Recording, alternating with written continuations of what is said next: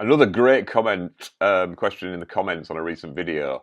What's the law about captains having to go down with their ships? Well, luckily, being a maritime law expert, I know all this off the top of my head. So let's talk about abandonment. Right.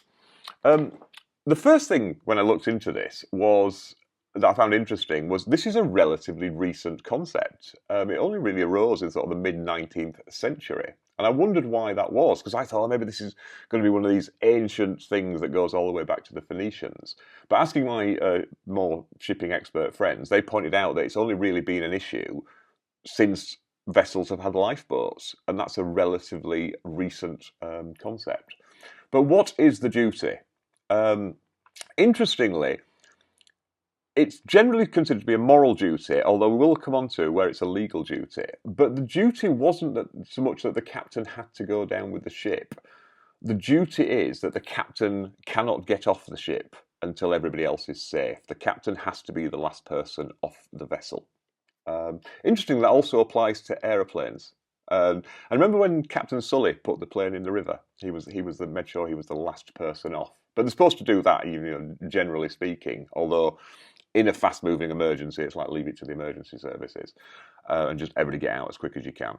But yeah, with vessels, the rule is it's no, you can get off. You just got to be last.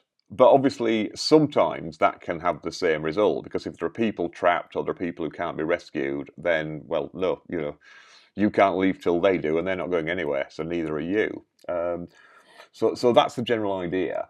Interestingly, whilst it's certainly not a duty under international maritime law, and it's not under English or American law, although if you were to breach your captain's duties, there could be sort of negligent manslaughter type issues. But it is, and has been for quite some time, the law in Greece, Italy, and Spain. And you actually might remember that Italian captain who just legged it as soon as the ship got into trouble, and I can control the situation much better from this beachside bar. He ended up going to prison for 13 years. So they do take it quite seriously. Finland also has a similar law, but there's an exception, which is if the captain's life is in danger, you can rescue them first. I suppose it makes sense in this day and age that if you know everybody ultimately is going to be rescued, and it's just more convenient to start at this end, and that's the end where the captain is. I suppose it doesn't really matter. But so there you go. So yeah. It is the law in some places, but it's not that you have to go down with the ship. It's just you can't leave until the ship, everybody else is off the ship. Okay. I mean, there are issues about why captains don't leave ships anyway, because you get into what salvage issues. If a captain leaves the ship, it is deemed to be abandoned, and then it's salvageable. And the way salvage works, it's Admiralty law. All the freemen on the land people will be listening now. You have a prize court, and it's based on things like what's the value of the vessel that's rescued? How much trouble was it in? How inconvenient or dangerous was the rescue? All those sorts of things. If the crew or the captain is still on the ship and you rescue them, you can still claim what they call towage. So it's not, you don't get quite as much money as salvage. It's the same sorts of principles though, where they look at how much danger was the ship in, how inconvenient to yourself, etc., etc., and what was the value of the ship. There seem to be when you look at, I was looking at some cases though, and things like if they just tow you back, say you break down on the way to the harbour, and you could actually fix it, but somebody gives you a tow back into the harbour. In those cases, they've sort of said, well, that's really kind of you, but really that's something like they just get you, get around in the pub, because that's just the equivalent of towing somebody off the motorway hard shoulder into the service station. It's very kind of you, but it wasn't necessary. You've just made their life a little bit easier. So that's how that works, and that's one of the reasons captains tend to stay on the ships, just because they don't want to risk a salvage claim. What about women and children first? Well, again, this is something that seems to be relatively recent, but it's what we call Birkenhead drill, and that's after HMS Birkenhead, which was a troop carrier. And in 1852, it was transporting the Sussex Regiment, and a lot of the sailors had their families on board, their wives and children as well. And the ship foundered. But they did have some boats, but not enough. And everybody agreed, put the women and the children in the boats and get them away, get them safe, and we'll just take our chances. And the crew stayed on board, But also the regiment stayed on board, and they stayed to full attention on the deck as the ship broke in half. Rudyard Kipling actually did a poem about it. But that really, that put this concept really into the public consciousness, as you can imagine. I mean, it was seemed to be, how wonderfully heroic and selfless, what an act, and to do it with such discipline. So then we get on to Titanic, and I'm a bit of a Titanic nerd. It's a subject I really like. So I'm hoping I'll invite you in the comments to say whether you want me to talk more about this. But obviously, women and children first cropped upon the Titanic. However, Captain Smith had actually said, get the women and children to the boats. But it was interpreted in different ways. I think it was Lightoller and Murdoch on the port and starboard sides, and Lightoller interpreted that as women and children only, but Murdoch interpreted that as women and children first. So if there were spaces in the boat and there were no women, it's just like just somebody get in those and get away. Because you might recall that a lot of the Titanic boats went away, undernumbered. They had a 40-person capacity, and a lot of them went away with like just 25 people in. But that lets me talk about why I'm a Titanic nerd. And it's because of going through the inquiries. Now, you may not know this, but after the sinking, there were 2 inquiries. There was one in the United States, and there was one in England. And the US one is generally seen to be, it was just people wanting to not cash in on this, but be associated with this huge story. Sort of governors and senators and politicians and people wanted to be seen, to have some part in this historic event. So they rushed this inquiry. It really was rushed. I mean, they actually used the plans from the Olympic. They didn't have the Titanic plans. They actually used the Olympic, the sister ship. And while ostensibly they look a bit similar from the outside, they're very different inside, especially in the passenger area. So that caused a lot of confusion. The general consensus is that the American inquiry was just a big advert for Marconi. It's, all these lives saved because of Marconi Wireless. One issue that did come up was whether Marconi had an unofficial policy that their operators would only speak to people on other vessels using Marconi sets. Because there was another ship that turned up to assist after the Carpathia, SS Bitten. And they asked if they could help, and they were told in no uncertain terms to go away. And they were suggesting that it's because they didn't use a Marconi set. Marconi denied that, but that's something we can chat about if you want to do about the inquiries.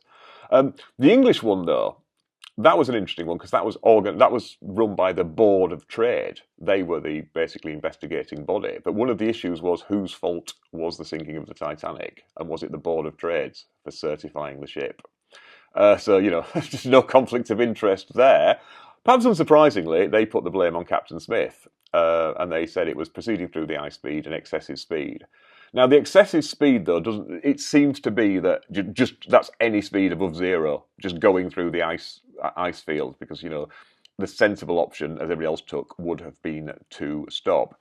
There are these myths, there are a lot of myths about the Titanic, and one is that they were trying to break a record or get there early. We know that's a myth for a number of reasons.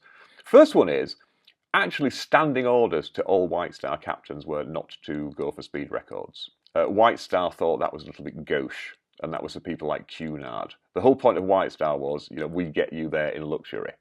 We don't get you there quickly, and you're going to enjoy the experience. That was their whole thing. But also was the fact that had they got there early, what's the benefit? They just annoy their passengers. All their wealthy passengers have arranged for their trains to be there the next day. So what they're going to do, it's like, so I've got to stop in a hotel tonight. Are you going to pay for that? And the same for all the passengers. They have effectively paid for 5 nights, bed and board, and one of the selling points is you'll really enjoy it, and it's all like really nice food. Because one interesting thing is the steerage people got the same food as first class, not necessarily on the same day, not necessarily with 10 courses, but it was just so much more convenient for them just to, make the one set of meals. So, they would have had to compensate all these people. But as regards the lifeboats thing, here's an interesting thing. The lifeboats, of course, they were all collected by the Carpathia. And because they were sort of quite valuable and brand new, White Star and then later Cunard, when they emerged, continued to use them. And apparently some of them even ended up on the QE too. So, a little bit of history going through. But here's a weird thing. We all know there weren't enough lifeboats, but as originally envisaged, Titanic actually did have 100% lifeboat capacity. Now, by the time of the first draft of the plans, it actually didn't have 100% capacity, but it did have twice as many boats as it went with. But they were removed for health and safety reasons, which might sound daft, so let me explain. The wisdom at the time was, and this was based on experience, that lifeboats wouldn't be used for people to stay in there for hours and hours. They would be used to ferry people to other vessels, get them off the sinking vessel and onto another vessel as quickly as possible. Don't forget, Titanic stayed afloat for 2 3/4 hours. So, had there been another vessel there, that would have been the optimum thing to do. And there were 10 vessels closer than Carpathia, but they just couldn't signal them. I mean, one thing that did come from the Titanic was that wireless sets had to be manned 24 hours. Prior to that, they didn't have to be. And nobody was listening. California gets a lot of stick for not listening, but as Carpathia have admitted, they said, the wireless operator said, I heard the distress signal as I was taking my boots off going to bed. If it had been 90 seconds later, I would have turned the set off. But that was the idea. So you ferry people to another vessel. So in that case, turnaround is more important than capacity. How quickly can you get people in this vessel, get it in the water, get it to the other one, get them off and get it back and shuttle the next lot along. So that's why they got rid of the double davit design and just had the very, very simple drop. And it's worth noting because, like I say, Titanic stayed afloat for 2 hours and 40 minutes in perfectly calm sea conditions with a crew working extremely efficiently, and they only launched 18 of the 20 lifeboats anyway. So even if they'd had more lifeboats, would they have got them away in time? And the general consensus is, no, it'd have even been slower. They'd probably got fewer away because it was just harder to deploy them. And it's also worth noting that when the Britannic had its little incident, that was the Titanic's other sister ship, the only fatalities were people who'd prematurely lifeboat launched. So there you go. But if you found that interesting, and you do want to like more Titanic stuff, because there's lots of very interesting things about it, especially the legalities. Did White Star ever officially claim the vessel was unsinkable? What were the legal consequences for them? How badly were White Star affected? All these sorts of things. Was anybody prosecuted? What happened to the sailors? So yeah, okay. If you do want to talk more about this, just let us know in the comments. But otherwise, if you found that even vaguely interesting, please consider clicking the like button, possibly subscribing, and maybe even sharing this.